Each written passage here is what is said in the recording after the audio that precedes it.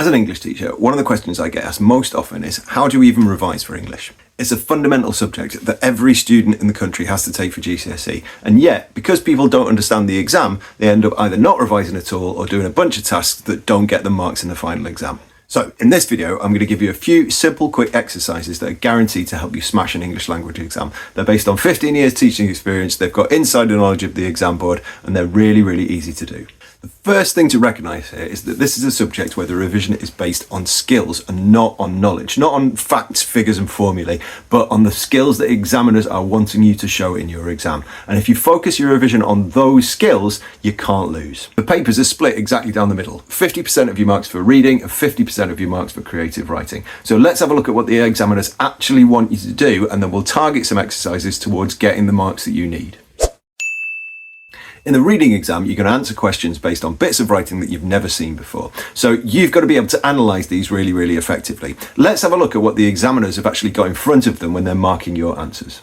The three key things that you have to do are explain the effects of a writer's choice of language, select textual detail, and make use of separate terminology.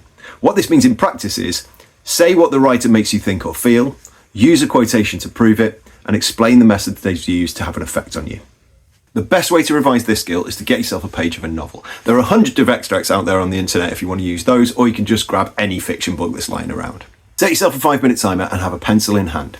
As you read, find any words or phrases that tell you something about a character or setting and circle them. Write a note next to the quotation that explains what it tells you about the character or setting. Is the character angry? Is the place chaotic? Etc. Something like that.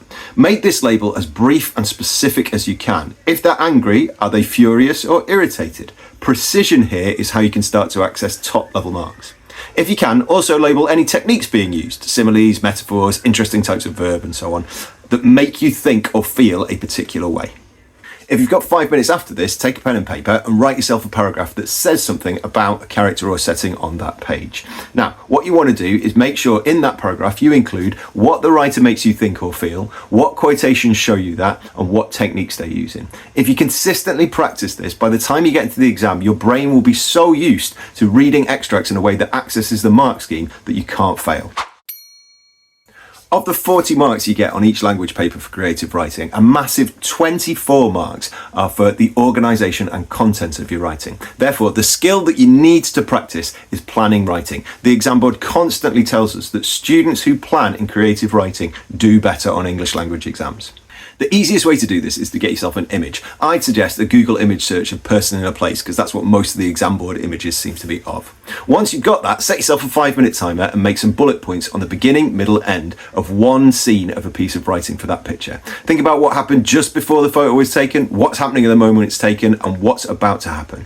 Don't write in full sentences, this is a plan, but do make some notes on what you might experience with your senses if you are actually present in the world of the photo. What can you see, hear, smell? All of this detail is useful later on. Just make some notes. If you've got 5 minutes more, now that you've got your plan and you're pretty certain of getting your 24 marks for your content and your organisation, what you want to do is start a little bit of writing. Again, set yourself a 5-minute timer. Now, it's absolutely possible in 5 minutes to hit all of the things that the exam board is asking you to do for a piece of creative writing. But when you're writing, you should really be thinking about these rather than just writing any random stuff. So here's 5 things that you should include in that piece of writing. Number 1. Varied paragraphs. New place, person, time or idea, start a new paragraph. Try to drop in at least one single sentence paragraph where something short and dramatic happens.